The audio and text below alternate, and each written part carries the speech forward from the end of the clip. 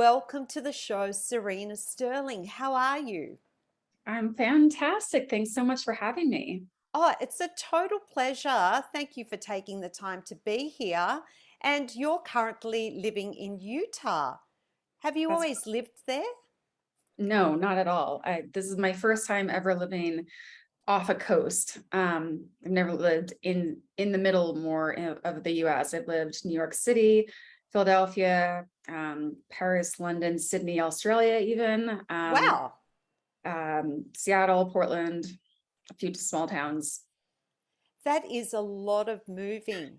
We might have to talk about that a little bit later and find out why.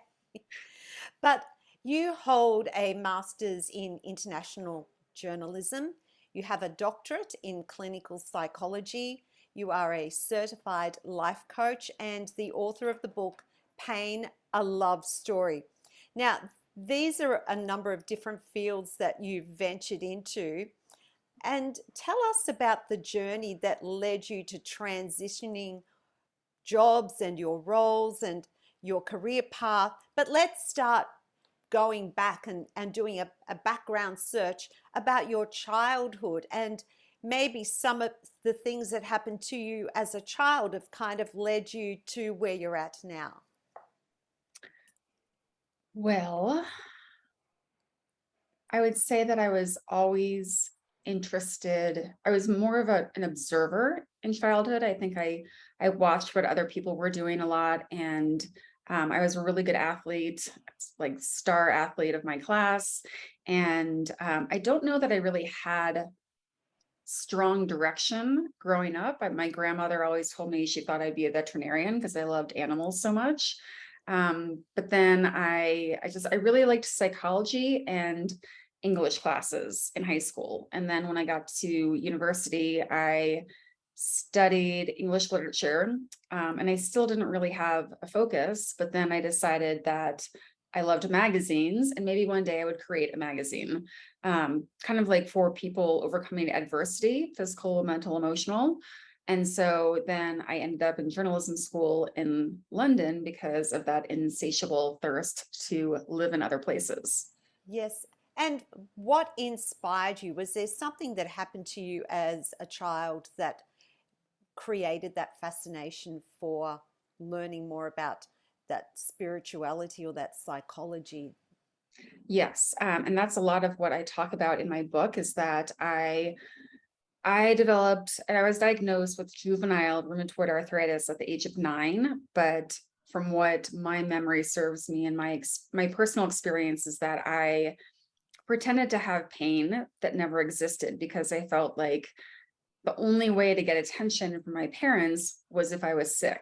And I wanted something to be visible, so they would have to pay attention to me. And so I basically, my birthday is in January. And so in the beginning of the school year in September in the US, it's um, like I was 8 years old. And so I was like, this is what I'm going to do. I'm going to complain about pain and they're going to have to pay me attention and then I'll get the attention and then it'll be great.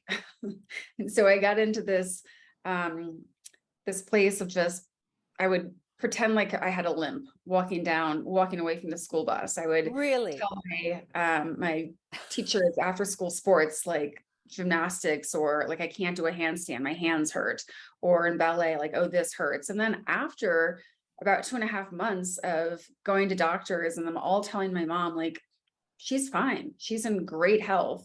And I was like, no, there's got to be something wrong with me. And then I actually, by like November, my feet and my joints did start to hurt. And I was admitted to Children's Hospital. And then I got the diagnosis. So, why did you feel the need to attract attention? Did you feel that you weren't getting any attention from your parents? Or was it all in your mind? No, I really do think that because I had a friend of my parents who I met when I've known her since I was really young, but I saw her again when I was studying journalism in London. And I remember her telling me, she would come visit and she would always say, like, how's your relationship with your brother now? You know, he was so mean to you. He would order you around. He had a broken leg and he would be mean to you, and your parents never seemed to back you up. And so I don't think it was my imagination. I really do think that I felt like he was favored, and no matter how much I did, I mean, he was 2.5 years older. So of course he's going to be stronger and faster and a better athlete and better at school and all those things. But I just felt like I was so overlooked that instead of telling my parents, like, hey, pay attention to me, they would have been like, oh, of course we pay you attention. It wouldn't have mattered. So I concocted this grand idea to because I felt like it didn't matter that I was the star athlete. Mm. Nothing mattered. I just wanted as much attention as my brother seemed to get. So you felt like you weren't being heard, and your way of having attention, because you didn't have a voice, so you had to find another way to draw attention to yourself, and it was through these. So would you have called it like hypochondria that actually ended up leading to some real ailment, or you were just simply making it up? Like, did you feel that you had hypochondria as such? No, if anything, maybe it was like a somatoform disorder or psychosomatic, but it's kind of like I think it's the nocebo effect. I think that the placebo effect is a lot more common where, you're told like this pill is going to help you. And so you turn on Yes, your own ability to heal. yes, Whereas yes. I turned on this ability to cause pain in my body. Hmm. And when we were talking yesterday, you still have the rheumatoid arthritis. You showed me your hands, and I thought, wow, after all these years, it's still a real thing. And from that point of time as a child, and then you went into your teenage years, you were sharing with me that you found yourself in another situation where you didn't feel as though you were being heard, or you couldn't use your voice, and that was through some surgery that you had. Right. So, as a lot of children who develop arthritis, they end up having jaws that recede inwards. The jaw stops growing. And so, I tried a few years of braces to help with a bite. My teeth didn't come down together, but then the braces would come off and the bite so anyway, I had to get a 5-hour reconstructive jaw operation that left me swollen in my face for 8 or 9 months when I was 17 years old. Mm-hmm. Um, and I was telling you about going to speech therapy because I'm so fascinated by what you do. And I just felt like it was just so humiliating to sit and like look in front of a mirror and make these CH and SH sounds Yes. because I still had a lisp, and my mom said it was unacceptable. Like, what are colleges going to think? And I just felt that I was still somewhat invisible. Like, she wasn't really seeing how emotionally difficult that experience was, going through the jaw operation and having my whole face change. And now here I am sitting in front of this mirror trying to make my appearance look good when I still didn't feel like I was being seen or heard. Wow. And how was the rheumatoid arthritis during that point of time? Was it feeling worse, or was it just stabilized? I think that it was stabilized. I think that I had gone into remission by age 14. I had tried a lot of different medications, none of which worked very well. Mm. And I think at one point, I just got exasperated and I decided to go into more alternative healing. I mean, it doesn't seem alternative anymore to me to go see a chiropractor, but I've gotten more help from that than from medication. Yes. And do you feel that those uh, e- experiences that you went through as a child, that they had a greater impact on you as you went into adulthood? Absolutely. Because in some of the work I do, some of these mind body stress reduction techniques, I can still trace whatever might be triggering me in the present back to the past of healing from that operation, or feeling like my parents didn't see me and having to concoct this story and things like that. And so, I mean, I imagine my clients as well just get very tired of hearing about the proverbial onion, all the layers of, well, it's just Yes. another layer of the onion. This layer has Yes. no core, obviously. Yes. but but we're all, a work in progress, and I'm still finding things out about myself that I kept hidden away from those years. Mm. And then you started working in New York. There was a stage you were working in New York and you developed chronic fatigue syndrome. And that was as a result of the 9/11 attacks. Do you want to share your story around that with us? Sure. Yeah. So I actually was getting tired when I was studying journalism in London, because I felt emotionally, I felt a little disillusioned. I wasn't sure that journalism, I knew somewhere that I wanted to do something more, but I wasn't sure what it was. So there was that aspect, the emotional aspect. And then the weather wasn't that great, as most Yes. people know. In Yes. England, you don't see the Yes. sun very often, and it's just kind of cold and damp and gray and rainy. I was in my early 20s, so I was drinking and not really having a very good diet. And so it was kind of like a petri dish for just something to grow, like Mm. fatigue. And then I landed this dream job of mine. I got an internship, and then they offered me the job to be one of their editors at Spirituality and Health magazine. But that magazine is located in the financial district. It's on Trinity Place. It was near the World Trade Center. So I was on my way to work on 9/11, and I got stuck in the subway. And by the time I came out, the first tower had already collapsed. And Wow. I feel that it was such an overwhelming, traumatic experience. And I didn't know how to even identify on my own the emotions I was feeling, Mm. let alone talk to other people and know how to feel better by talking about it. So I feel like I just repressed so many emotions, and it exacerbated the fatigue. And then I had to work from home for 5 months because they were cleaning the office. It took 5 months to clean. Like all the ash came in through the vents and everything. Yes. So then I went to my doctor because I would do the dishes and then feel like I had to take a nap for 2 hours. I mean, it wasn't feasible to keep going at that rate. Was it something that crept up on you, or did you suddenly start feeling this fatigue? Because I know a lot of people, it is a thing. Chronic fatigue syndrome is a thing. And I suppose for those of us who have never suffered from it, it's very hard to understand and what you're feeling. So, what were those symptoms, and how how did you cope with day to day life? It was very difficult. It was I didn't really have I had a few friends in New York City. My brother and I aren't close. So Oh, that my big brother. family. Right. My parents were basically pressuring him to invite me out to, happy hour, things like that. But I always felt like I'd been like brought along as the third wheel kind of thing. Yes.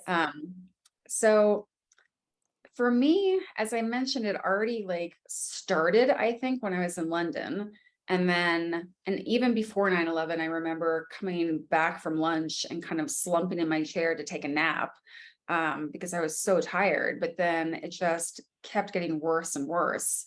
And I'm not really sure what the diagnostic criteria was back in 2001 for chronic fatigue. I think that perhaps maybe my doctor just kind of like heard my symptoms and lumped me into chronic fatigue because I Mm. had debilitating fatigue and tiredness. And I also had joint pain, but I already had joint pain from the arthritis.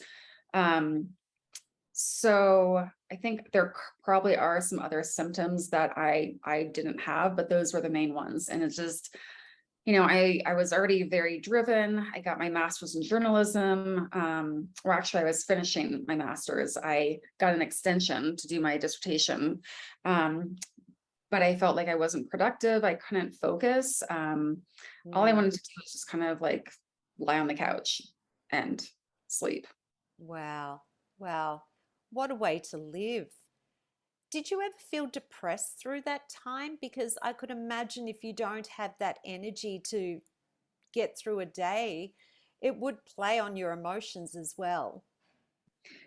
Yes, I was depressed. I didn't realize that I had PTSD as well. I had nightmares a lot. I every time I heard a siren, I was thinking, oh, they found people. There was this huge underground mall at the World Trade Center. They're all just like surviving on the food from the restaurants. And I would just have these fantasies, but then I just was kind of like, what's the point? Why even bother? If something like that can happen right in your own backyard, like what's the point of going on? And so I became very apathetic and depressed. Did you see a therapist to help you No, through that? no, that's one thing I mentioned in the book also, is that in my family, seeing a therapist was very, very much looked down upon. It was kind of like only really sick people see therapists. And so, I mean, I saw a school counselor once in high school for 20 minutes and I was so ashamed I left. Oh, And oh, I think no, I was interviewing some of my former editors for my dissertation, and one of them, I think she saw how depressed I was, and she was like, I highly recommend this psychologist I saw at a difficult time in my life. You might want to go. And I did, and I hated it. And I just basically, um, I felt like I was circling around the emotions and just going into what I saw 9/11, but right. I didn't really feel anything. And I was like, that's not for me. But I was working with a life coach at the time. Yeah. Um, and it was helpful, but it didn't really get to the underlying root causes of why I was feeling so depressed. Mm.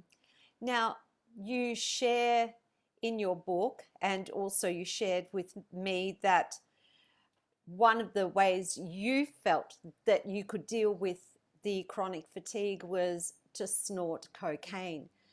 Now, I find that kind of bizarre, only because I think, well, how do you arrive at that decision? And where do you go and find it from? And how do you decide or relate the two together? Okay, cocaine's going to fix my chronic fatigue. It does sound like there were probably other things I could do, but I feel like I had already exhausted all the coffee I could do. I would, I basically was eating like carbs and sugar because that would give me a burst of energy, but then I Yes, would crash. And yes, so I was telling my friend that I was having all this fatigue, and I was like, hey, why don't you just, I remember being in college, university, and pulling on all-nighters by mm, taking Adderall or Ritalin. And I would just do it like, a few times, and I still did really well on my yes, papers or whatever I had to get done. So I told him, I was like, look, can you go and find some Ritalin or Adderall? Like, I will pay you, like, just, and he tried apparently, but he was like, I couldn't get it. Like, I was thinking there's so many universities, I'm sure some kid wants to give up their Adderall. look for someone shady. Right. And he was like, well, why don't you try Coke instead? And I was like, no, I don't want, this is not to get high. It's to stay awake. And, but I was desperate because I felt like another few months of being unable to focus and just wanting to sleep, and I would lose the job that I'd worked so hard to gain. And so I did lines of cocaine in my kitchen in the morning up until about 3 p.m. so that I could sleep at night. I didn't do it on the weekends. I did this for about a month and a half, thinking like this will give me some time until I can figure out what I should be doing. And then I always knew that it was some sort of like slippery slope. I had imposter syndrome, even though I did not put that label on it. I don't think we had that label back then, but No. for Spirituality and Health magazine, writing health articles while doing cocaine. How divergent from my goals is that? That's very healthy and that's very spiritual, not. Oh Right. my gosh. So you sound like you were very disciplined with your cocaine use. That's a good way to put it. Yes. Did it help you? And so because you came off it, obviously you didn't become addicted to it in that time, but did it help? Yeah, it did help because also Wow. besides giving me that boost of energy, and it also, I mean, I drank a ton of water and I got my work done. And I also, it helped because it numbed me out to my emotional pain that in the month or two after 9/11, I just simply did not want to feel. So I didn't know that I was an empath until I was in grad school and I heard this word, but um, A what? Sorry. an empath, What's an empath? where you can take on the emotions of other Oh, people. okay. Right. Yes. From the word empathy. Yes. Okay. Yes. So I would be on the subway and I would see people and I would feel awful because I could see the terror and the sadness and the anger, everything that everyone was feeling in New York Mm, City after 9/11. Basically, when I was using cocaine, I didn't have to feel it because there's a very strong numbing effect. And so I just, for the time that I was using it, I was like, oh, great. I can like stay awake. I can go to my meetings in Soho once a week and show that I'm not falling asleep listening to whatever they're talking about. And I can also numb out. Perfect. Did you ever ask yourself, why me? Like, what am I meant to learn through all of this? And go into some kind of victim mentality? I don't think I I don't think I went into the victim. I think that sometimes when I've been depressed, I can definitely feel I'm in a victim state. And it's hard to acknowledge that because when you're depressed, you can feel very justified in feeling that way. Um, However, when I was in grad school for psychology, a supervisor once told me that people who are depressed are actually more realistic Oh, because they don't okay. have the same filters that other people who are not depressed. And I see that. Like if we really pulled our filters off and were actually aware of all the crappy stuff going on in the world, I don't think anyone would want to create relationships or leave the Mm, house. But mm, but in terms of the victim mentality, it was kind of like, okay, it's like, well, like I was saying yesterday, like no one's going to save you. Even like you can go to therapy and people can help you, but at the end of the day, you have to pull yourself up and decide like, I'm not going to live my life being depressed and anxious and terrified of what could happen. I just have to live my life. Um, and so I feel like in terms of lessons, I feel like I decided I was there that day. I'm going to just learn what I can from this. And by going and finding, after deciding to stop the cocaine, I found a doctor who could help me. And by going through her protocols with the mind body stress reduction techniques, I really did learn like what is my body holding on to. And it released so much that it took me out of whatever victim place I was in and helped mm. me like put one foot in the front of the other and start making goals and plans again. Yes. So to get to that point, wow, there must have been a little bit more resilience in you than what you actually anticipated or expected there was, because that's a big thing to go through and to experience, to be there the day of 9/11 and to come out and to be able to tell your story. How's your chronic fatigue now? I don't have it. I mean, Oh, great. basically, Yes. the doctor in New York healed me in like 3 weeks, maybe a little bit longer here and there, but I mean, it wasn't more than a few months and I felt 100% better. However, it did come back when, um, 7 years ago, when my dad passed unexpectedly, and I cried for a week and thought I was over it. Mm, yes, And, yes. even being like, an expert in this mind body stuff and how emotions get trapped in the body, I was just kind of fooling myself. And little by little, I just got more and more tired. And I had to heal from that again by going through what I do, what I know how to do, which is express your emotions when you feel like bottling them up. Mm. So let's talk about that now. You have body mind healing techniques that you use, that you've used on yourself, and you have a practice. How's it transformed you emotionally and physically using these techniques? And what are these techniques that you're using? Right. So some of them, the main one is called, well, what I do is I blend everything that I've learned over the years. One of the base ones is called neuro emotional technique. There are practitioners all over Australia, the US, Canada. But I bring in also things from Psych K and energy psychology and other modalities. And I bring in my training and education from clinical psychology so that basically the idea is that something's happened in the future. Or not the future, the present. Like there's a relationship that is troubling, or there's something at work, or you have pain in your back that came on kind of out of the blue. You didn't fall, you didn't have an injury, it's there, it's becoming problematic. And Hmm. my belief is that something is going, like pain especially, will be so troubling that you have to look for answers. And a lot of times, Western medicine doesn't cut it.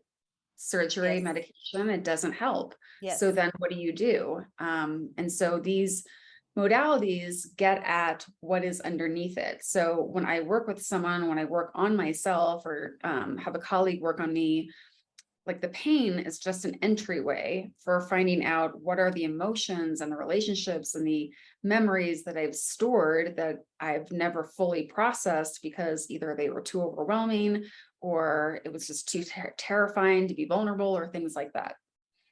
That's really interesting because just you talking about that now, about 10 weeks ago, I was in Melbourne. My mum was actually very, very ill at the time. And I used to go for a walk along the main strip. Maybe it was like a 45-minute walk. And I do a lot of walking.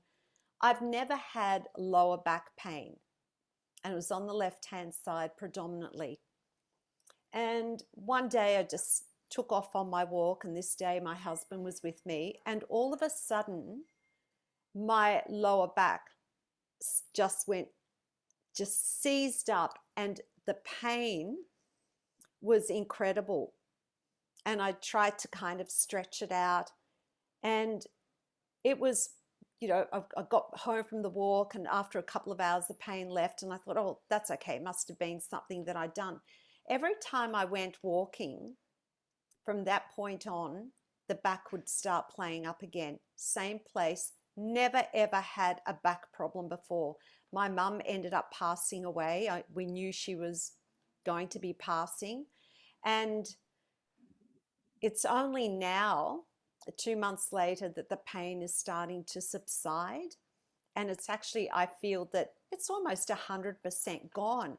And a part of me, and I did go and see an osteopath who did a little bit of dry needling he said that that area was really tight.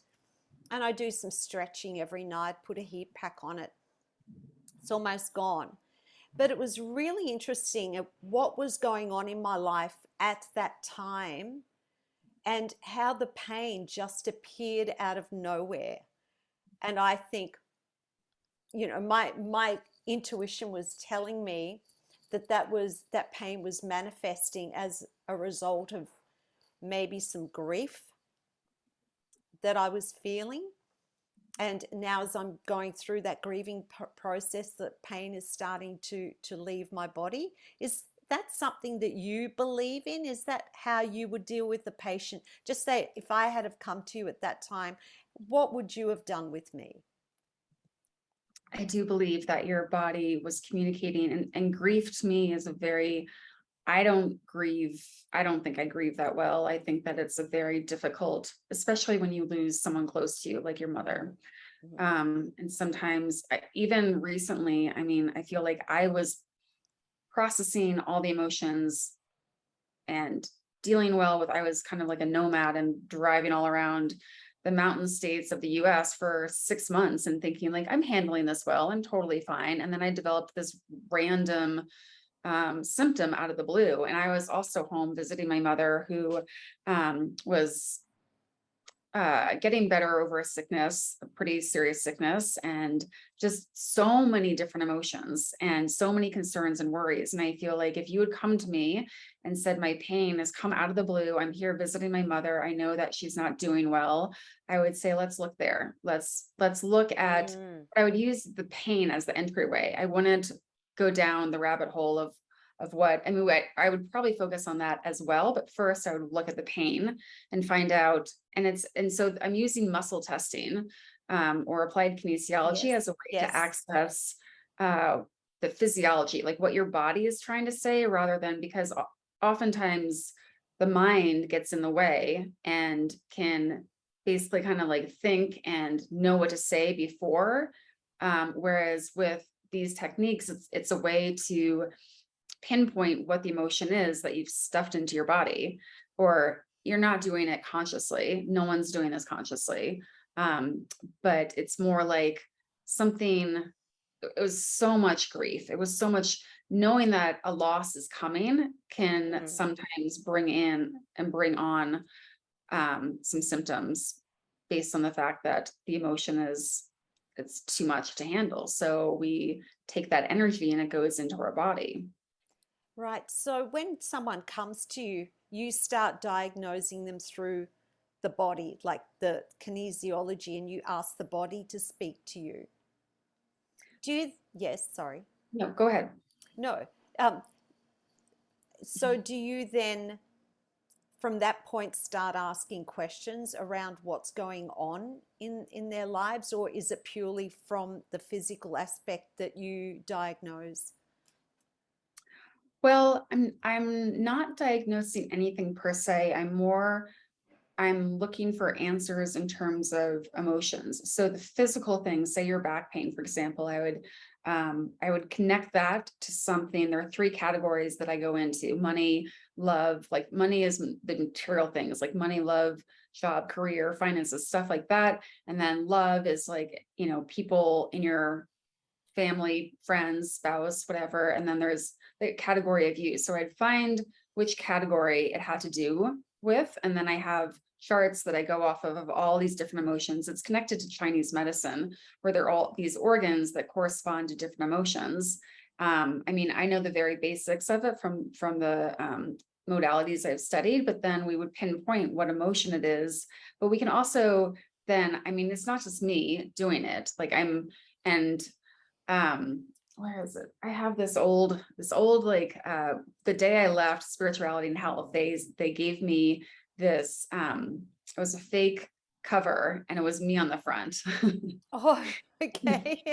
Which was really sweet. It said healer for a healer for the next generation. And I sometimes tell my clients, I'm not healing anyone. I'm a conduit. I've learned techniques Yes, help you yes. access things that you can't see. We all have blind spots.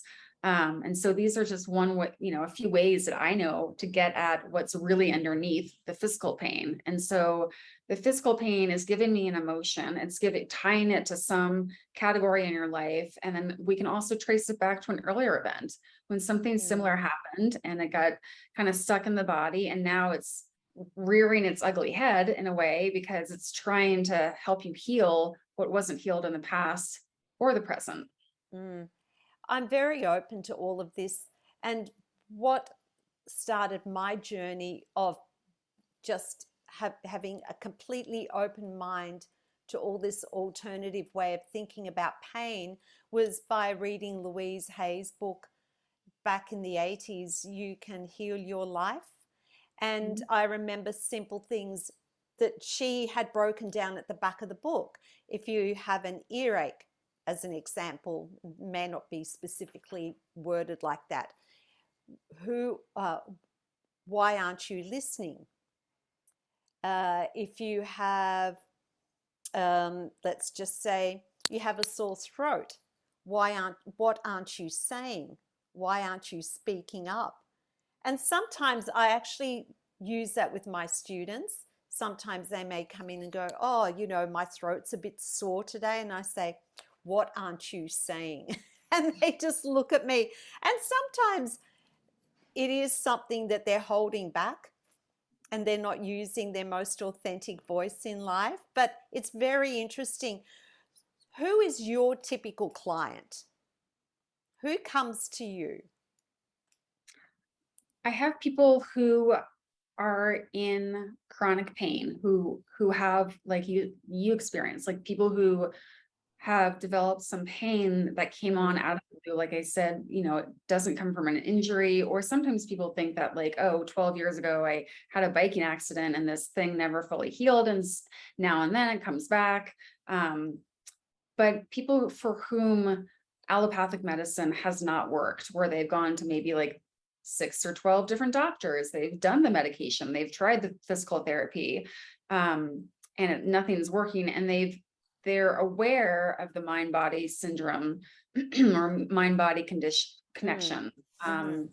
There's something called tension myositis syndrome. There was a doctor in New York, Dr. John Sarno. He became really famous from some of his books and his ideas around this idea.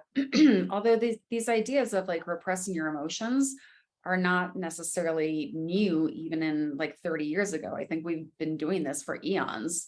Yes. Um, and so that would be like one typical client, but I also see people with anxiety or depression, um, or people who are kind of stuck in their life. I had this one client who, well, I saw his mom first, and then she was like, my son hasn't really been doing anything since he graduated from university.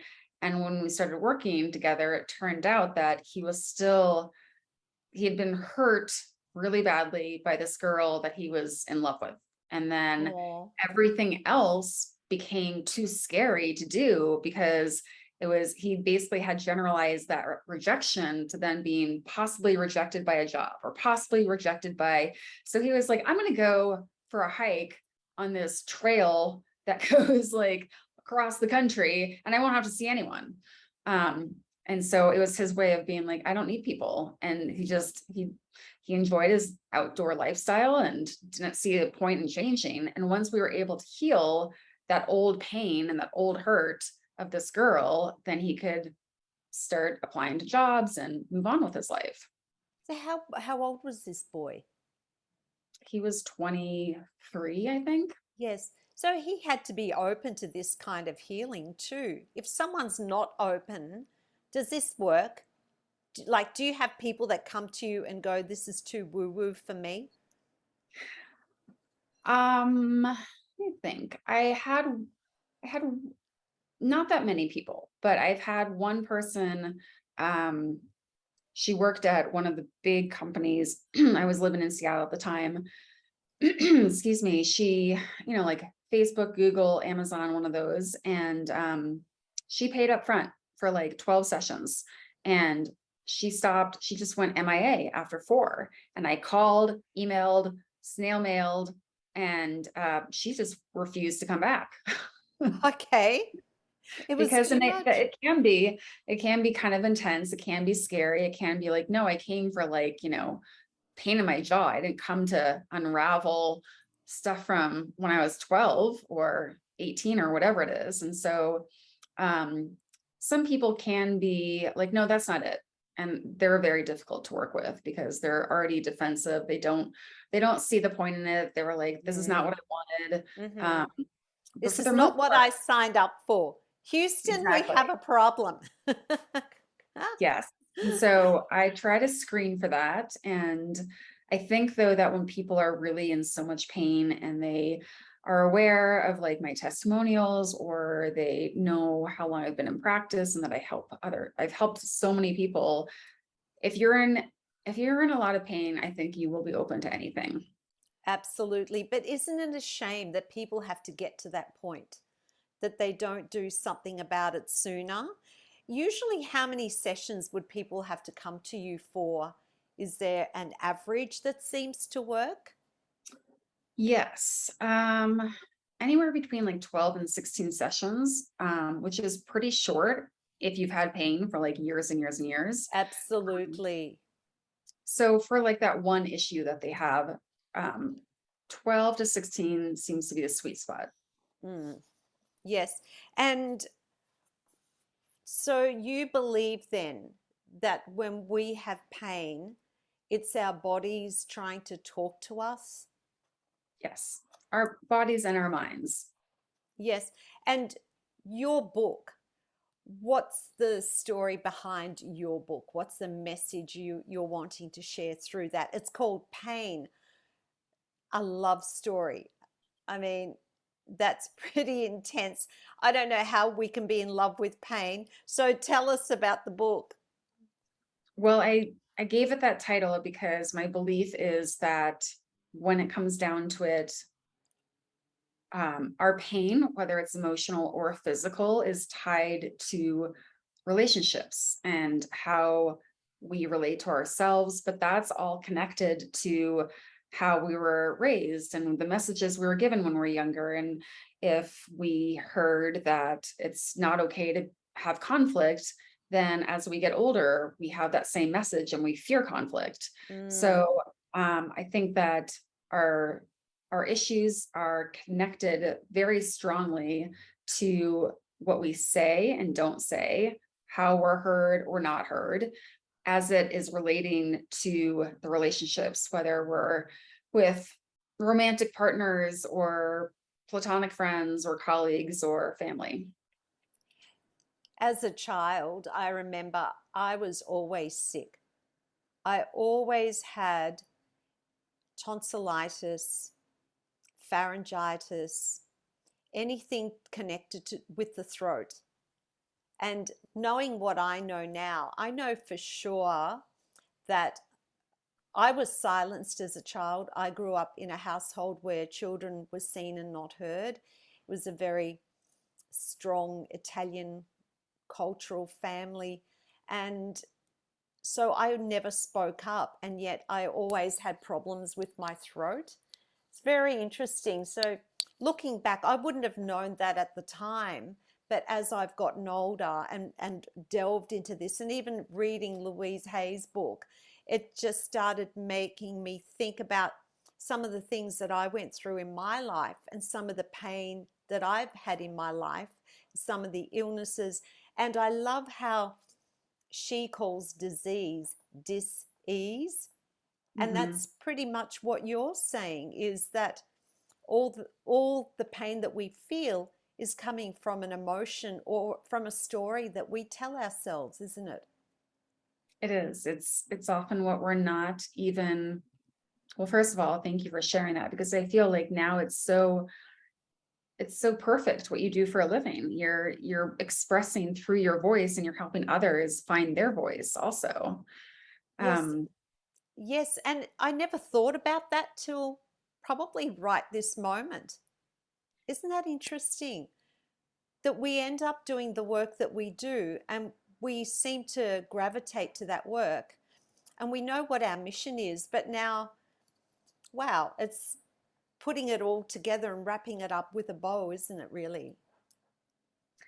yeah, it is. I mean, because there was that time when I was a journalist and editor in New York, and it was on 9/11. My friend from journalism school was visiting me, and I was saying, like, I think there's something else I want to do, but I don't know what it is. And she started asking me about my interests and what I read when I'm, doing independent reading. And she was like, pay attention to that because this is the first time today that you haven't been concerned about what just happened. You've been like, your eyes light up and it's right. So it's Mm, like what you gravitate towards, you're mm. in your doing your purpose, you're on purpose, you've got the calling and now you're doing it. Wow.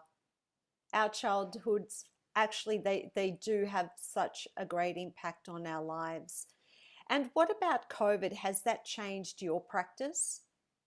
It didn't because actually in 2018, I was working at a clinic in um, Seattle, and then I already had people. I had someone in Malaysia that I was working with, and someone in Montana, and someone in France. And so I was like, I'm just going to put everyone online. So Oh, so it you turned can out, do that, do it that yeah, way. Wow, yeah. that's So incredible. And how has your relationship with yourself changed over the years, doing all the work that you do? I've learned a lot about relationships from working with my clients, but I've also learned, and I continue to learn and look at my own blind spots. And I feel like I'm a work in progress. And I tell people that all the time, like, just because I can help you get rid of this one issue doesn't mean that your body's not going to speak to you again in some other symptom, but now you have the Mm-hmm. tools to do it.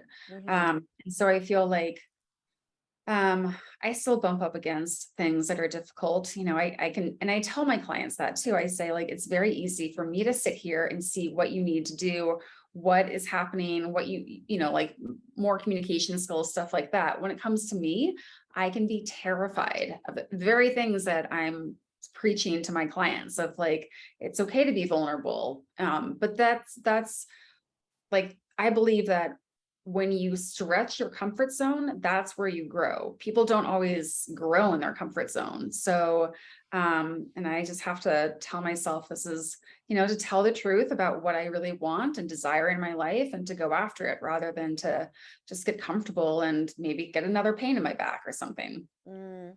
It's so true that when we go through adversity, that's when we learn. That is the time for growth. And it's really important to appreciate that process and not try and fight against it.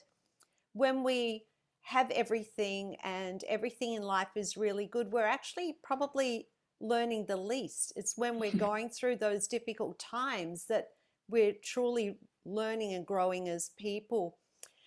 What would you say to someone right now who's dealing with incredible pain, and they're living with that pain and they're putting up with it, and they truly believe that there's no help for them?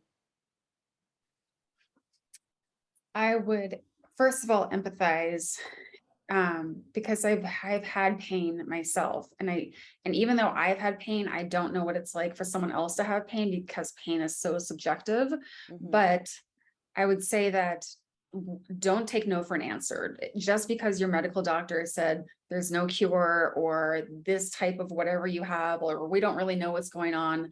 There are now like thousands of modalities out there. I do a few, like there's acupuncture, there's chiropractor, there's massage, like there's something that can help you feel better without drugs and surgery. Yes. And keep going, to keep looking inside yourself, and to ask your body, like, do some reading around like the mind body connection, read my book, and just keep looking for answers, because they're out there. Your body's trying to perhaps talk to you. It's even when you have an injury, and I've worked with a bunch of athletes who would have injuries, and there's something that was keeping them from healing, that was Mm-hmm. more on an emotional level. Like, well, if I heal, then I have to, you know, outdo my dad who got injured when, with the same injury or whatever it is. Like, there's so many ways of accessing what your body's trying to tell you. And I know it's hard, especially when you feel like all you can focus on is the pain, but there are answers out there.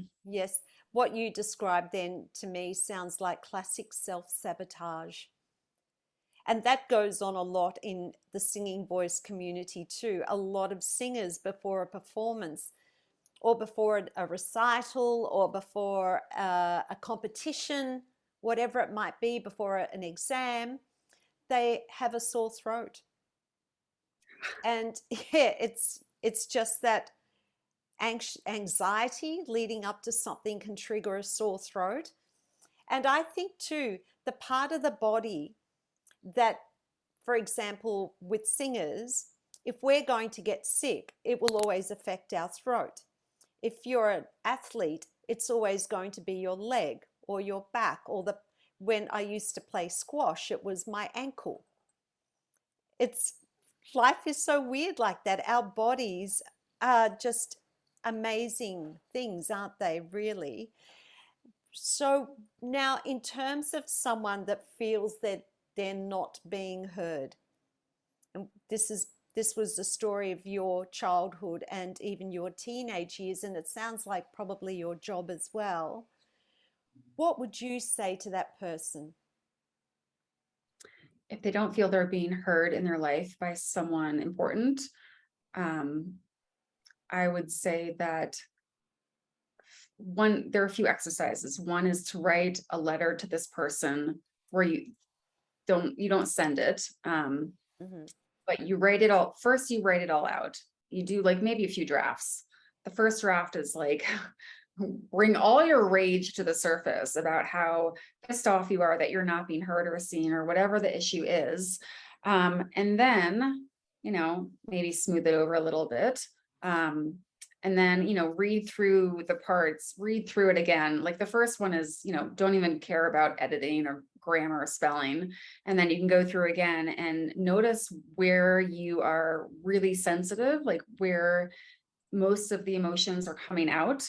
And then do some journaling on that of like the different parts of that. And then even though you may feel like that other person is still going to dismiss you and dismiss your feelings,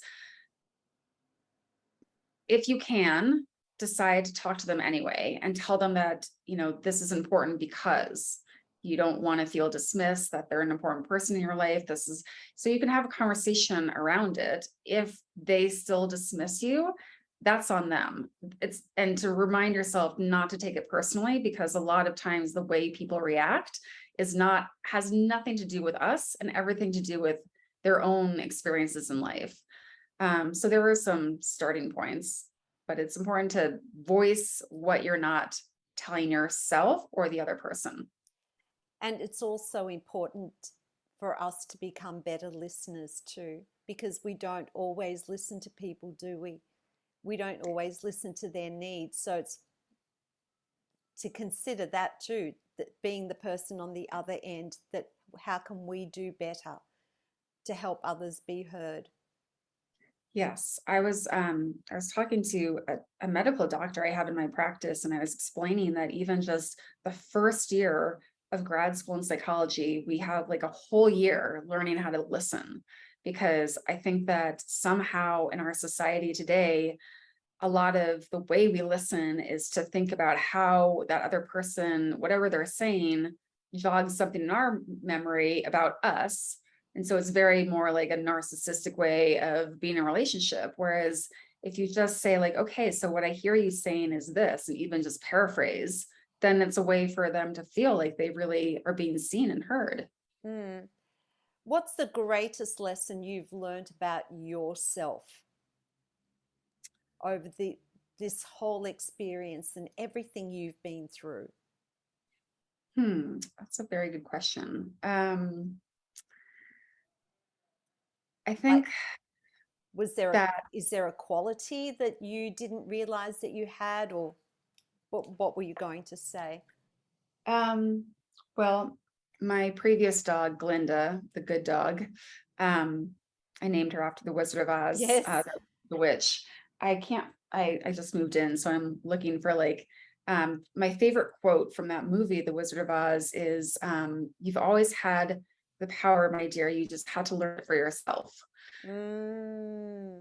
And I do believe that I had this power when I was young. We just pile on a lot of limiting beliefs and then become right about it. Like, oh, I can't do this, I can't do that, because it keeps us safe. And so I think that one of my lessons I'm still learning and I'm still challenging myself to learn is that it's okay to be vulnerable and it's okay to let others in, because that's when they feel closer. And it's it's better to reach out and tell people you need help and things like that, rather than to bottle things up and pretend like you can do it all on your own. Absolutely. And it takes courage to be vulnerable. A People lot of think it courage, yes. takes courage to be stoic, but it actually takes more courage to be vulnerable and to feel your feelings. And that was something that I promised myself I would do once my mum passed, that if I felt like crying, I would just cry, and I didn't care where I was or what I was doing and who I was in front of. And I can assure you, I think I've cried in front of every single student that came to my studio that first week back at work. But it really does help when you are vulnerable. It does lead to a better life. It does lead to you going through that journey in a more seamless way. What are you up to now? Well, what was that like for you when you did cry in front of your students? How did you feel? I just owned it 100%. I just 100% completely took ownership of every tear, and there was no shame. And my students were just beautiful. They were just so beautiful. I was very, very proud of the way they handled the moment. They all came in, they asked me how I was. No one came in pretending it didn't happen, because I went back to work 2 weeks later, and they all knew, and they all asked me how I was. And we're talking about students who are between, say, 17 and 23. And they all came in, that they acknowledged that they knew, they asked how I was, and they all hugged me. And I thought, I'm just so proud of these young people. I'm so proud of them. That's so lovely. Yep. And I feel like it's we tend to be surprised by other people's reactions because I think what holds us back from being vulnerable is that we think we know how someone's going to react when we Mm, have no idea. It's just a form of anxiety, this wish to control things of like, oh, I'm not going to say anything because they're going to react this way, but you mm. don't know. No, and none of them, they all validated my feelings. No one tried to say, oh, time heals everything, you're going to be fine. I didn't get any of those cliche comments. They were all very much, oh, you know, I can't even imagine what it would be like for you. How terrible. We can't believe you're back here. We just love you. It was just all of that, which I didn't expect, but I 100% appreciated. Yeah. That's So wonderful. people can be surprising. And I thought, well, maybe this new generation coming through are nice people after all. um, so we're going to share all your links, including the links to your book. Thank you so much for being on the show, Serena. You've been amazing. I wish you all the best, and I know that you are still on a healing journey. We all are, if we're being honest with ourselves. If we do believe that we have the power to heal ourselves, we'll always be healing ourselves of something.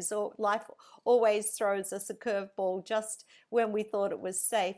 But we wish you all the best. As I said, if people want to look you up, they want to read your book, they can find all the information in the show notes. We wish you all the very best and look forward to catching up sometime in the future again. Thank you.